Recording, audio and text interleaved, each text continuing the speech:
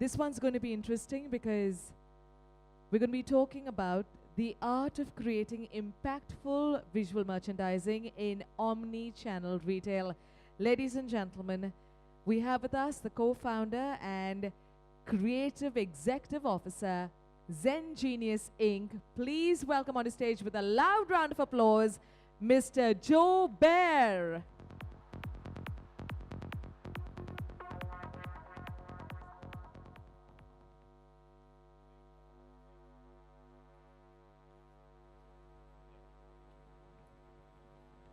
Thank you, Keisha. Please make sure everybody sees those beautiful shoes you're wearing also. These are amazing. So, good afternoon, everybody. How are you? Good. I'm so glad to see you, and I'm so glad to be here today. As Keisha mentioned, my company is called ZenGenius, and we specialize in visual merchandising. And I'd like to just tell you quickly a little bit about our story at ZenGenius. We're celebrating our 19th year as a company that specializes in visual merchandising services. We're based in Ohio, and we work in New York and all around the world now. I've been able to assemble an amazing team of characters and talented individuals. You can also see on the picture here, Jalpa Patel. Will you stand up, Jalpa? Jalpa is from our team. She's here from, she's originally from Mumbai, and she's really helping to create this bridge between India and America. So Jalpa, thank you for everything. It's thrilled to have you here with us today also. We have a cast of characters that are talented. I always say that it's the visual merchandisers that really are the heartbeat of the store, that keep a store vital, relevant, and fresh in today's industry. I always find it's the visual merchandisers that embrace style and fashion and culture, and really, I think, bring what makes a store and a retail brand come to life. I have the pleasure of traveling all around the world. I get to see many trade shows. I'm thrilled to be here, and I've walked the show floor already. But I'd like to share some of the exciting things that I see as I travel around the world in the presentation today. So, very exciting. I've also been known for creating interactive training sessions. This year at Global Shop, I'm doing the Ultimate Visual Merchandising Obstacle Course, which is an obstacles course designed to train people on the basics of visual merchandising skills. It's a fun activity. I get to coach people, and I'm really a champion for visual merchandisers all around the country. I really feel that it's our group that wants to be celebrated and have so much importance to bring to the retail design industry. I've also created a little challenge called the Iron Merchant Challenge, which I'm so excited to see that you have your visual merchandising challenge here.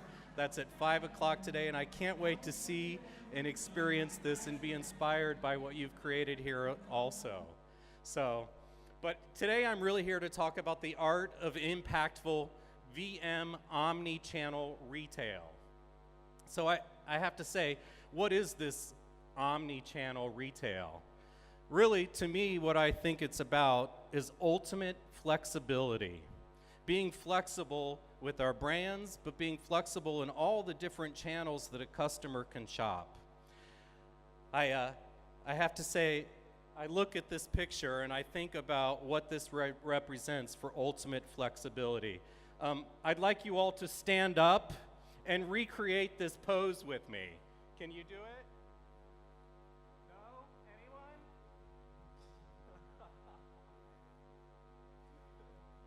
All right, good. Thank you. You know, what do we know about this ultimate flexibility? The truth is, we know it's not easy. And we have to train our muscles, we have to train our bodies, and we have to learn to be flexible. And that's what we're doing as retailers in stores. We're learning this so that we can ultimately seek retail enlightenment, right? And I hope it's the visual merchandisers that can help to bring the enlightenment that we're looking for. In this somewhat confusing time for retailers, there's so many options, there's so many venues, customers are changing, our stores are changing. So I'm really hoping and challenging visual merchandisers to embrace retail. I want to talk a little bit about visual merchandising. And I usually break visual merchandising down into two simple words, visual which is the wow, the attention. It's the theater and the fun and the creativity that we bring to the store. And then the other part of it is merchandising. Merchandising is then how we organize the store, how we create order, how much inventory we're getting out into the store, the rhythm of the shopping process, the capacity. So I really look at that. I talk about classically visual merchandising is really the art of arranging and displaying the goods in the store. Visual merchandising is what helps us elevate the perceived value of the product and the brand experience. It's how we treat that product, how we fold it, how we display it, that really helps to elevate the perceived value of that. To me, the goal of visual merchandising is to improve the store experience and to make shopping fun. Is shopping still fun for you? Do you still enjoy shopping? It should be fun. Good, thank you. I think it's important, really, and that's what it's about right now, is looking at all these tools that we have and how we can continue to make shopping fun, and also to increase sales. Please raise your hand if anybody is interested in increasing sales for your company. Yes? Okay, good. There should be more hands. What are you guys doing over there? Okay, good, thank you. Yes, people always say the visual merchandisers are the people that come in and make the store look pretty. And you know what? I take that as a compliment. But to me, I'm really successful when I know I've impacted the sales of the store. So I like to reinforce that. But I'm trying to ask, what really can visual merchandisers do to support this omni-channel retail world? What does it mean for a visual merchandiser in this new world? And how do we reimagine the shopping experience?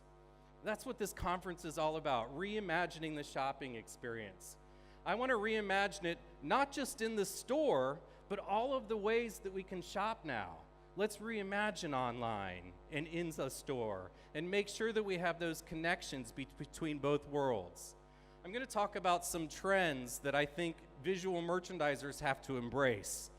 Last 2 years, I've really been understanding technology. I find most of my projects I'm talking about digital screens or touch screens or video or projection, some level of technology.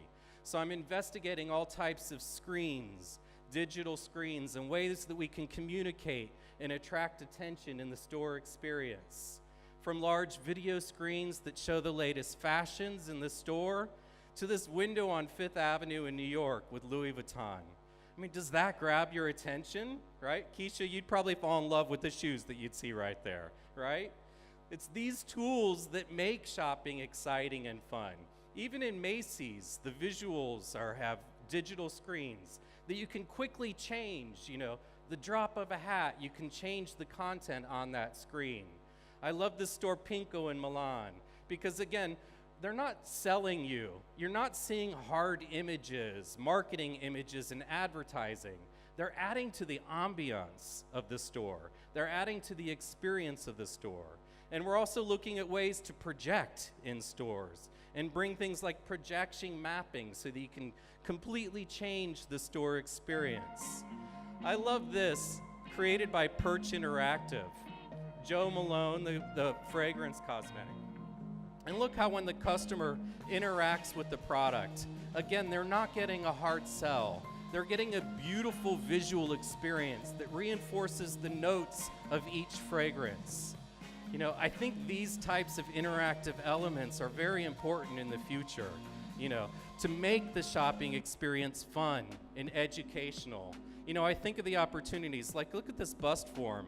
Using projection mapping, visual merchandisers can change the way our mannequins work in the store, the way the bust forms work in the store. It opens up endless possibilities for visual impact and makes shopping more interesting, more exciting in the store. I love this fixture that Nike introduced, where you can go into the store, they have projection mapping on the shoe, and you can see what you create right there in the store.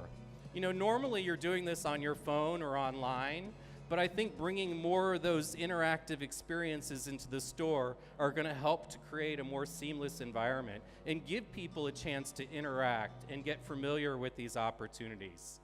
One of the best attention getters that you can use for any visual is motion. You know, of course, I love this liquor that you see going around, the bottles on a conveyor belt mixed with LED screens. I mean, that makes shopping for wine and liquor like something you've never imagined or experienced. You know, I love this. This was at Global Shop last year. Conveyor belts. You know, I think about this omni-channel world, and what does that mean for the store experience? Well, it means that we're rethinking what happens in the store. And the stores become more exciting. Maybe it's less product and less merchandise that's out on the store, and more experiences that can engage you in the shopping process. I mean, look at this. Would that grab your attention if you saw that? Movement makes you look. It draws your attention in. You can walk through the show floor out here, and you'll notice some of the booths that have incorporated motion draw the attention. You can't help but look. So look for ways to bring motion into the store, into your store windows, movement, energy, kinetic energy that makes you look and pay attention. How about a robot? Do you have any robots here in India? I saw this at China Shop at the end of last year. You know, so maybe there are ways that we're bringing this modern technology into new things. You know, some people say, oh gosh, is that where we're going to be, a world full of robots where we have no associates? Which is why this next trend is also very important to me. Living displays. I've heard everybody talking about the balance between digital and human interaction. We are human, so living displays are still important. I love when you go into the Hershey store and you see artists sculpting chocolate, the Statue of Liberty in chocolate, engaging. Or how fashion brands are reintroducing runway shows into the stores. Or how Topshop in London had live models in the window.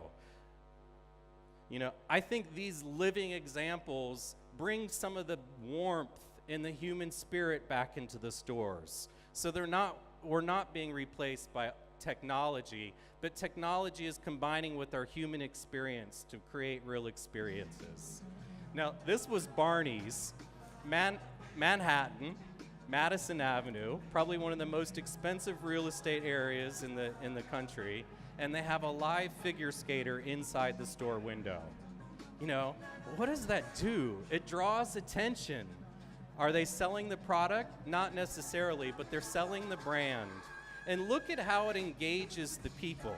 See them there with their phones? You know, we're looking for experiences.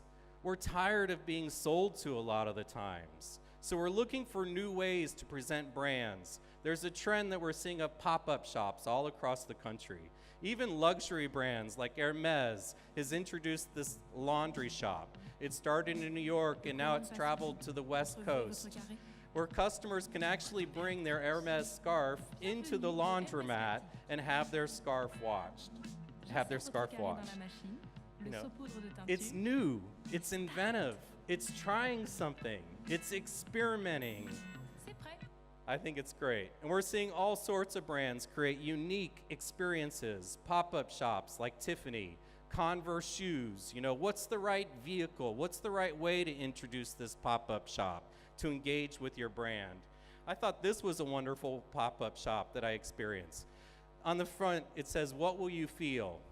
If you can read the sign, it says, experience the first store in the world to sell feelings, right? I'd buy some feelings. You don't know, you walk into the store, you see this great wall, and then you go in and there are 4 different experiential rooms that you can try. You can go in there, you can experience virtual reality. You can get your photo taken, you can Instagram. And what you realize is that you're shopping in a Glade store. You know, something unexpected for a brand like Glade that really elevates the perceived value and the perception of their brand. At Victoria's Secret, they've introduced a museum on the 3rd floor of their 5th Avenue shop in Manhattan. The store is a museum where they get to feature all of the fashions and wings that have been used in the fashion show that you see every year. And then those collections travel around from store to store, creating this museum as a part of the store experience.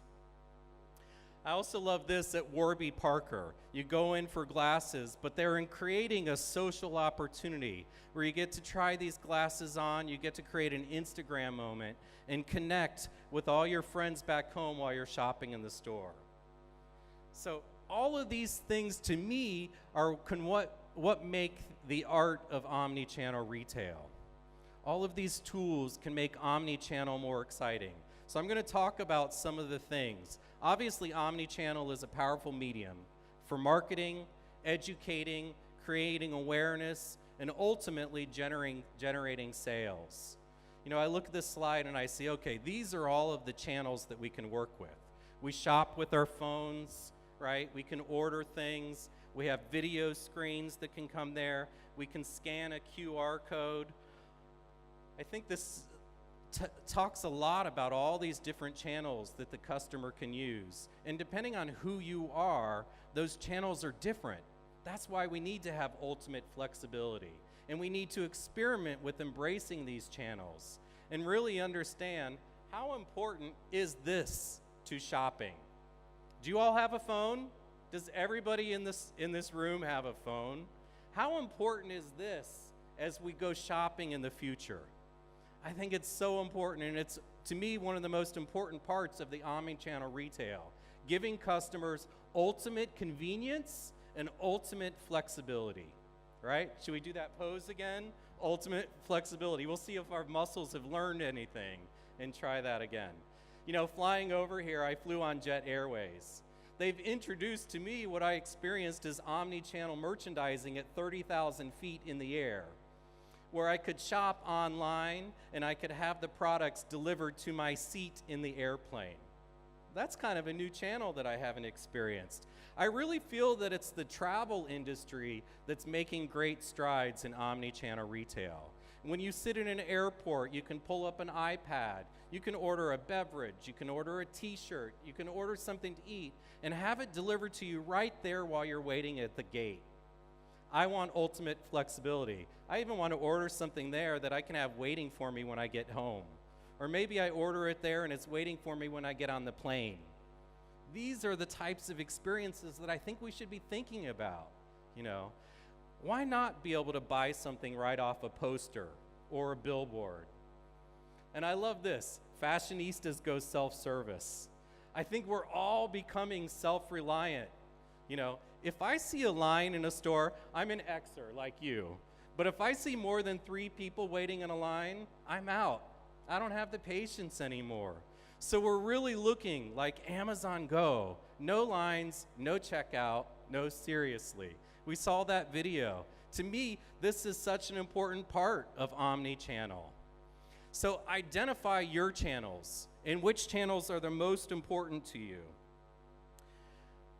Look at all those options. Maybe you don't have to serve every single one of those channels. Maybe for your brand, there's only 3 channels that are very important to you.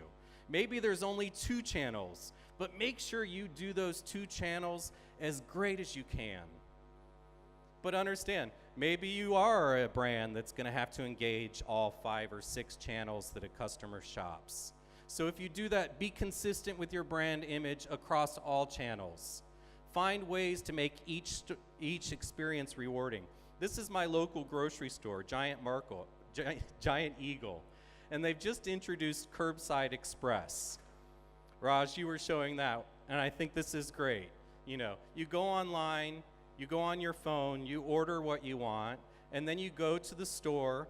You want to make sure that everything is there, the logo, the messaging, the graphics that reinforce the image of your store. So even when you're going to the curbside pickup, which right now is usually on the back side of the store where the delivery trucks come and get unloaded. So think about, what is that customer experience? If they're ordering it online, where are they picking it up, and what have you created for them? You know, look at what Amazon has done with their Amazon Fresh Pickup. You know, you're not going to the back door. You're not going to the warehouse door to pick it up.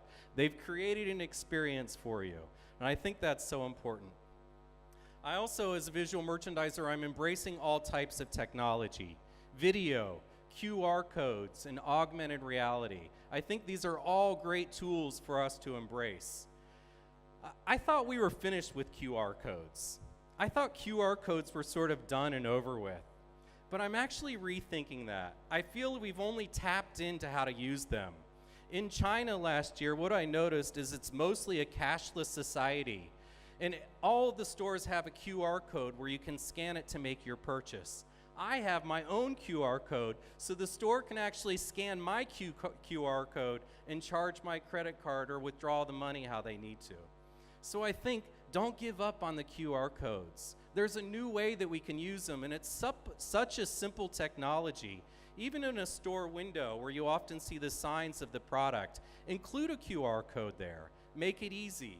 And we're also learning how augmented or virtual reality comes into play. You know, trying to understand what that means and how is this going to fit into the scope of retail. Are we standing in the stores? Do you have your own virtual reality headset at home that's provided to you by your brand? And who is this customer? Who of all these generations is going to be embracing this technology? Most important. And I love the interactive element where you can pick up a product and get the information that you want. Now this was great. Yes, I don't usually try on lipstick. However, this tool that I saw at the NRF show allowed me to try on 50 different shades of lipstick. I thought I was going to be more pink. The truth is I really like the dark colors better. But I think this type of technology, this type of experience is what helps engage us and keeps our stores exciting. You know, this is an amazing store called Reformation. This is Meg. She's a millennial in our office. And in the store, you can walk up to a screen, you type in your information, and you reserve a fitting room. And then you choose which clothes you want to have sent to your fitting room. And then voila, we're going to see Meg go into her fitting room, which they're prepping. She walks into the fitting room, she opens the closet, and boom, there are all the items that she wanted to try on. She's excited. And here's what she's showing you is you can adjust the lighting in your fitting room. You can plug in your smartphone so you can play your own music. And if you want a new size or a new item, you can use the screen in the fitting room. You close the doors of the closet, and magically that information or that product is brought into the store. This is very exciting. We're looking for focal points that can turn into places of purchasing. Mannequins, you know, focal points in the store. What I want to be able to do is walk into a store and use my phone and make a purchase right from that display. I want to be able to purchase it in the store and have it sent wherever I want it. So think about your focal points in your stores. Visual merchandisers, turn your displays into points of purchase.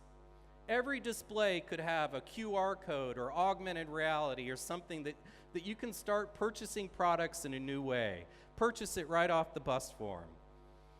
Turn your store windows into marketing opportunities. And look for ways that magazines, augmented reality, QR codes, even a park bench could be turned into a point of generating sales. And what does the packaging look like? When I order online, my products are often arriving in a very unattractive plastic bag, instead of in the store experience where you get a great packaging experience. So I think looking as visual merchandisers across all of those opportunities, and then understanding as the purchasing powers shift to millennials and Gen Z, what are they looking for? What are the important channels that they're looking for? How do we embrace them? And then let's not forget who's next. All of these kids, they're more comfortable with an iPad and an iPhone than I ever was at a much earlier age. What is the future of retail and omni-channel looking like for them? It's ultimate flexibility. That's what we're looking for. So I hope visual merchandisers can help embrace that ultimate flexibility. I challenge you as visual merchandisers, as CEOs, vice presidents, challenge your visual team. Look for more ways to generate sales in your stores. Thank you so much for your time. Thank you to the In-Store Asia team as well. Thank you so much, Joe. Thank you. Yes, please continue to be with us on stage because you had all of us hooked on to your presentation. We want to welcome on the stage Mr. Siddhant Sahu, who's the founder and retail specialist at Few Steps Ahead. Kindly join us on stage. You've got the questions. One of the 3 questions you're going to ask, the person who's asked that question is going to walk away with 10,000 rupees. So 10,000 rupees. Joe, firstly, thank you so much for the insightful presentation. Hi, guys. We're going to throw you 3 questions. Okay. And I'm sure you would make a lot of sense out of them because you would have been through these situations. Okay. The first one comes from Nandkishore Sonawane. So the question is, because of more digitization and availability of references, like Pinterest and Instagram coming in, is it very hard to convince the clients? How do you handle this? I think is it hard to convince the clients? I think it's really up to the client. I think it's up to the client and when we embrace it, and we should be ready for them when they're embracing it. I don't think it's up to us to force them down one area. Maybe we can suggest it, but I think being open to the flexibility of the clients. If they like Pinterest, if they like Instagram, then that's what you should focus on. Really pay attention to your brand target and what is important to them. Perfect. Thank you so much, Joe, for that answer. The second one coming to you is from Anshika Kumar. That's also a very interesting question. It says, does visual merchandising hold no place if it does not help in increasing the sales? That's a great question. Ultimately, does it help? Yes. To me, do I feel more satisfaction as a visual merchandiser when I notice the sales increase? Yes. Does it give me more job security? Yes, it probably does. But if I can make a great experience that a customer becomes aware of a brand or really enjoys the experience, then I also get satisfaction of that. So I say yes, it's okay not to increase sales, but come on, what are we here for? To drive sales. Absolutely. Thanks so much. And the last question is from Salman Rangwala, which is, how do you see artificial intelligence involving as art of integration in omni-channel retail? Artificial intelligence. I think it's all about experimentation right now. It's so new. I don't know if it's going to be successful. I think it depends on the generation. If you ask my mother, who's 83, if she wants to, talk to a form of artificial intelligence while she's in the store, she's going to say no. If you ask one of my nieces or nephews, they get excited about that and they embrace it. So I think the beauty that we can do right now is just experiment, be open, take a risk to experiment, and then we'll find out how important artificial intelligence is. Great. Thank you so much, Joe, for the answers. Do you have the verdict now? I think I do. I am going to go with number 2, because I think that was a great question. That's Anshika Kumar. Yes. All right, very good. Anshika's walking on the stage, like Joe said, 10,000 rupees. 10,000 rupees.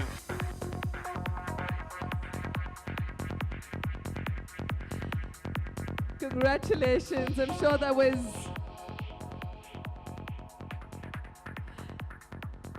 Thank you, Mr. Sahu. Thank you so much, Mr. Joe Baer. That was fantastic. Ladies and gentlemen, there's been an amazingly packed morning. We've had a panel discussion, a mixed bag of presentations, but so much to take away.